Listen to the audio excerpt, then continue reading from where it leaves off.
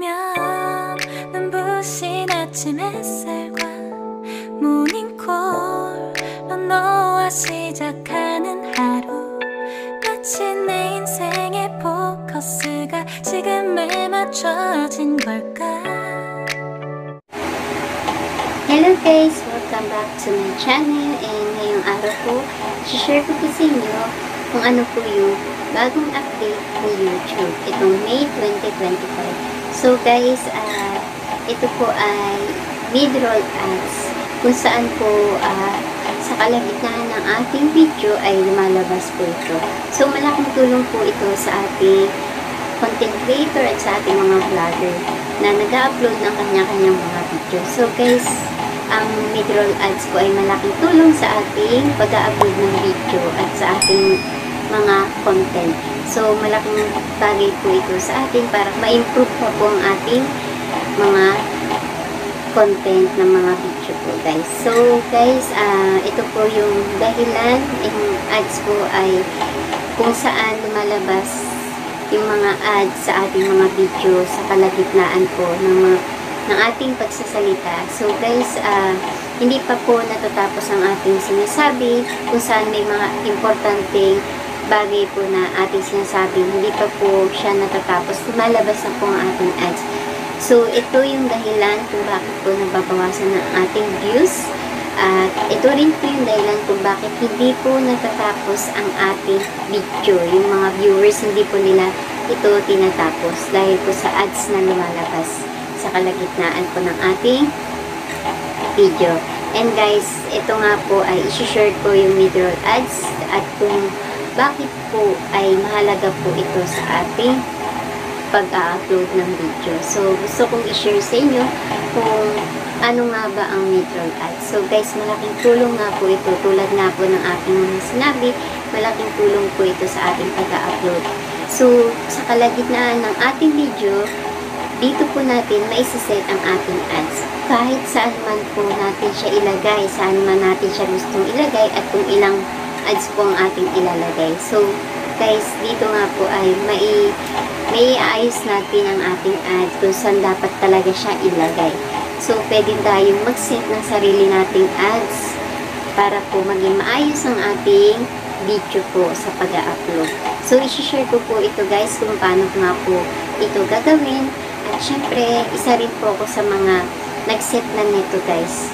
At meron po itong tinatawag na auto ads, and meron din naman po dito yung manual ads na kung saan ikaw na mismo ang maglalagay ng ads mo. So ipapakita ko sa inyo sa screen yung paano ko po siya ginawa at kung saan po ito makikita at kung saan po ito ma-set. Sana guys, malaking tulong po sa inyo ang aking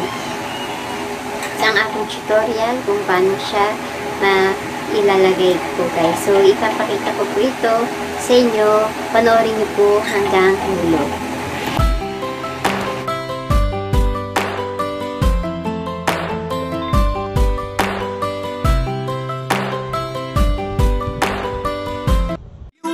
Ito na nga guys, i-insert at slot po natin siya, at ito na nakita nyo po ay pending review. So ito po ay nire-review pa lang po ang ating ads na nilagay. So ito guys, karamihan po sa ating video pag unang click po ng ating video ay una lumalabas po yung ad. So mas maganda po wag natin ilagay sa unang ating ads para may chance na panoorin ng ating video ng mga viewers. So ilagay po natin siya sa mga part na kung saan po na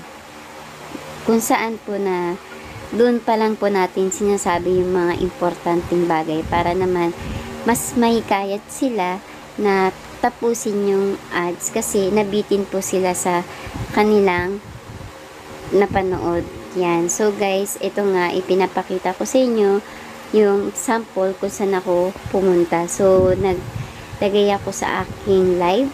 Yan. At ito nga guys, kung makikita nyo may automatic ad slot. Ibig sabihin, hindi po ako naglagay niyan. Si YouTube po ang naglagay niyan. So syempre, para makita nyo po yung example, magka-add manual po ako. So, ito, makikita nyo yung time.